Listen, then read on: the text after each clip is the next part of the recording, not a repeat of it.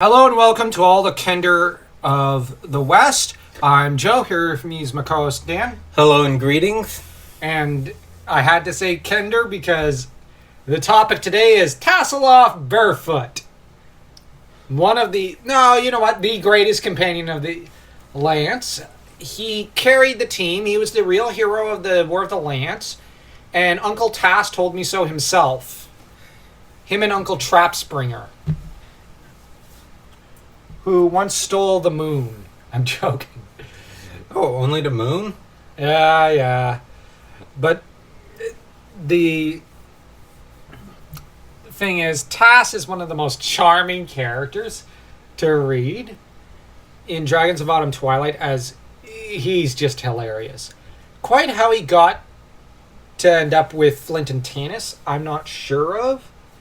I believe it's revealed in the pages of Soulforge. And the thing is, outside of that, I'm not sure. I haven't checked recently. Sue me.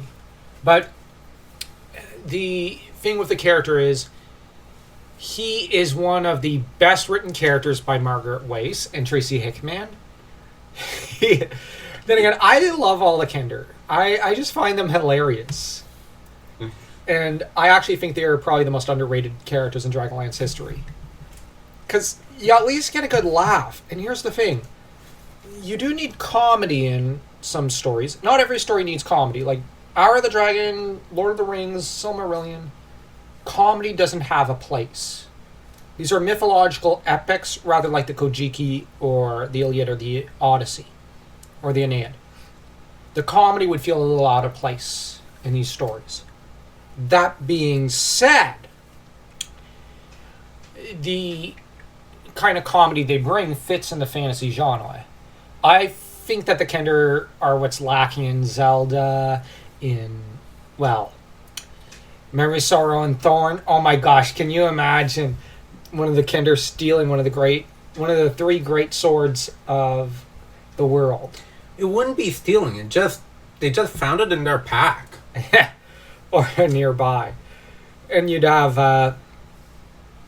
or can you imagine Kender and Valkyrie profile? Actually, wait, that means killing them off. No, I don't like that. Never mind. How about Kender in Final Fantasy? Can you imagine Final Fantasy VII? Oh gosh, that'd be hilarious. Or Final Fantasy VIII? Well, in number 7, Sephiroth would not have his sword and thus could not kill Aerith because Tass stole it from him. Borrowed it and meant to return it. He just never remembered to do so. As for FF8, oh my gosh, Leon would just be driven up the walls. I would want to kill him.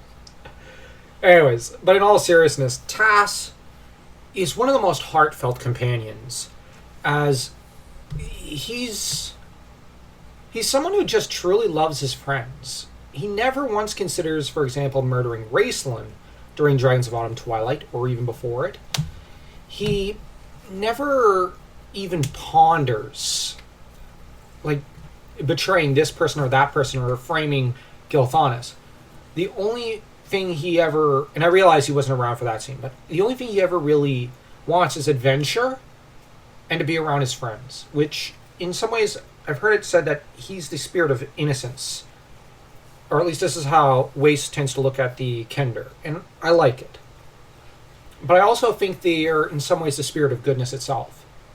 And that they forgive all wounds and forget all envies and jealousies and grudges. They're pretty much perfect characters. But they're not perfect because they're short, stout, and they steal everything. In a world full of grim darkness and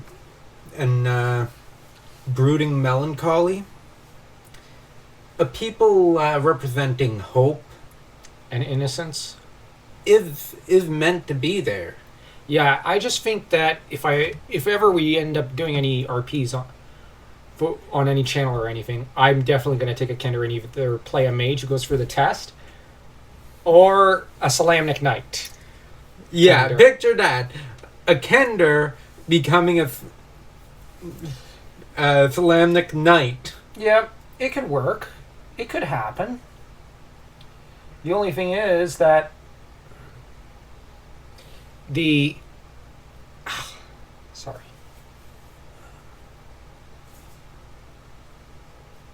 The Kender are also the most troublesome race in Krynn. And I think that by the time of the War of Souls, they kind of took Tass to OP levels in some ways. With him attending his own funeral and the whole thing with chaos and whatnot. I think that that was taking it too far. Then again, I'm of the opinion that chaos should never have been brought in as a villain or as a foe. And they should have just kept him kind of almost more as a vague concept. But I don't have too much against War of Souls. I do like the series. It's just chaos. No, it's the Summer of Chaos that has that. Yeah. It's the Summer of Chaos I don't like, but War of Souls, there are things I like and things I don't like. I don't like the fact that Takisa stole the world, but I do like how it turns out, I guess you could say. So that'll be something for another video. But Tass just having this almost Mary Sue role in Summer of Chaos I didn't like. But in the Chronicles, he doesn't have that role. But Tass ultimately ends up being one of the more tragic characters because he loves Flint and he has to bury him. It is one of the saddest scenes when Flint is saying his farewells and Tass is just sobbing there. And the thing is, Tass is a character I feel that he was well served with the Legends trilogy because he desperately needed an extended arc after Flint died. And I'm very glad he got one because he needed one. Because, he's always with Flint. What happens when you remove Flint? That's a fascinating question. So, in that regard, in Dragons of Autumn Twilight, him and Flint are inseparable so that they're a comedic duo. Like with the fake dragon thing, which was awesome. I love Tass. That was hilarious. It is. I also find the whole him and Paladin or Fizzman being a comedic duo even funnier than Flint. And that scene with them crawling up the chain and it's like, oh, his father, now there was a puffball. And, oh, wait, I forgot my hat. I have to go back down. I think it was. And, no, leave it. No, it's like, it's his staff or something. Like, I have to go back down. And, yeah. That was hilarious. That's Fizzman trolling Tass. Yeah. And is it karmic? I think so. But, on the other hand, I like how Tass never abandons one of his friends. You look at Sestoon the Gully Dwarf, Sestoon the Great, as I also like to call him, because he was great. You have Tass who won't just abandon him. Which, that's noble. Truly, Tass is probably the most loyal of the heroes of the Lance. And he doesn't have a single concept of drama or betrayal in his heart or in his soul. And so, yeah, throughout Dragons of Autumn Twilight, he's often just in his own little corner almost, just having comedic adventures. But he is trying to help, and he does help. He saves the heroes with the fake dragon thing. He does help in some of the fights, and he ends up being one of the few, while he finds the Gully Dwarves funny, he never lets them get to him. Which, it's why he's able to forge such easy friendships with them, because he's a lot more patient with, say, Sestoon. Because he understands Sestoon's not very bright. But on the other hand, Sestoon is pretty smart for a Gully Dwarf, and I think starts to pick up on Tass's BS. Because Tass, the thing with the Kender is they're always telling tall tales.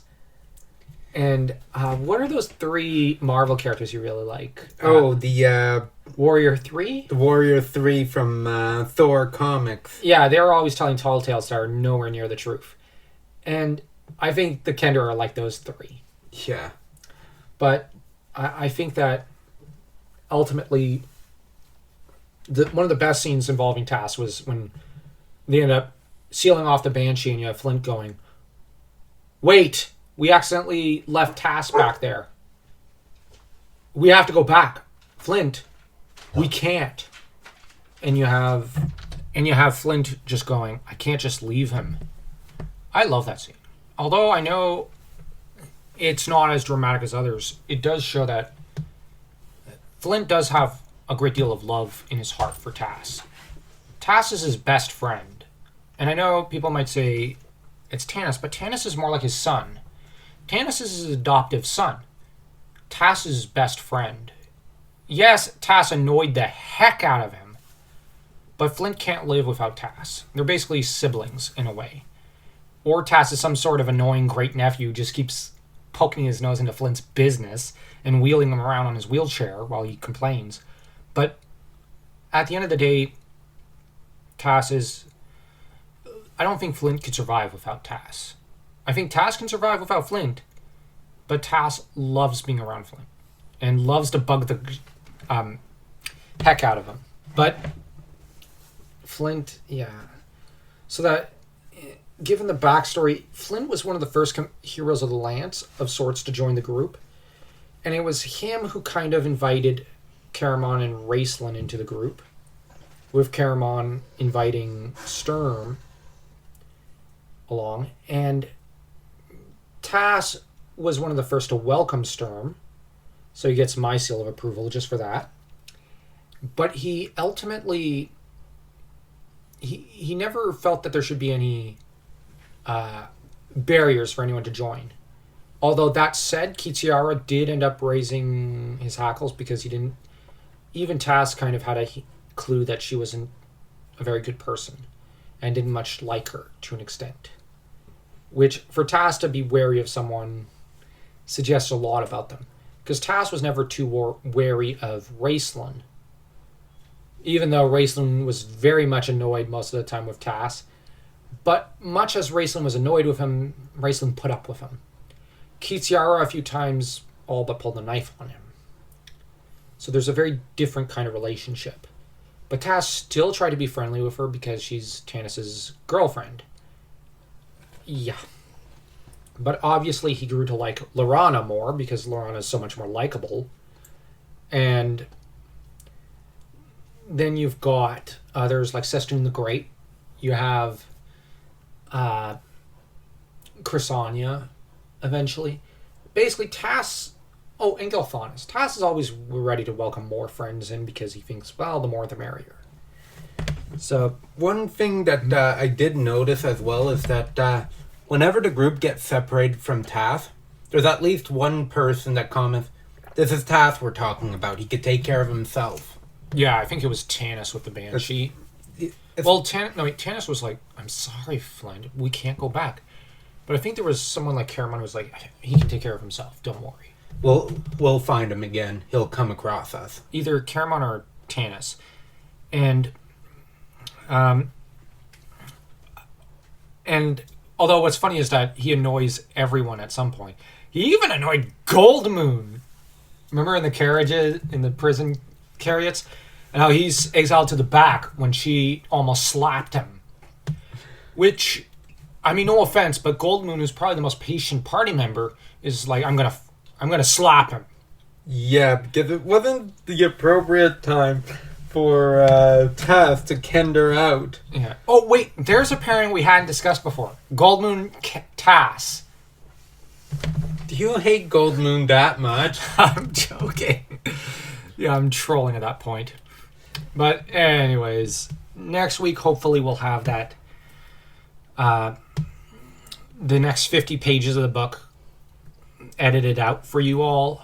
Hope you all didn't mind that we had 2 weeks of character discussions like this, because the trouble is by the time that this video is published, I've been out of town for about a week or so, and there's no avoiding it.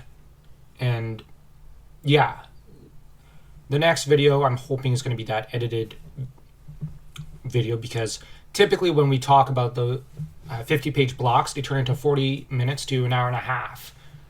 And editing that takes a lot of time.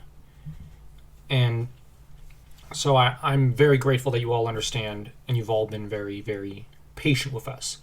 So kudos to you all. You all rock.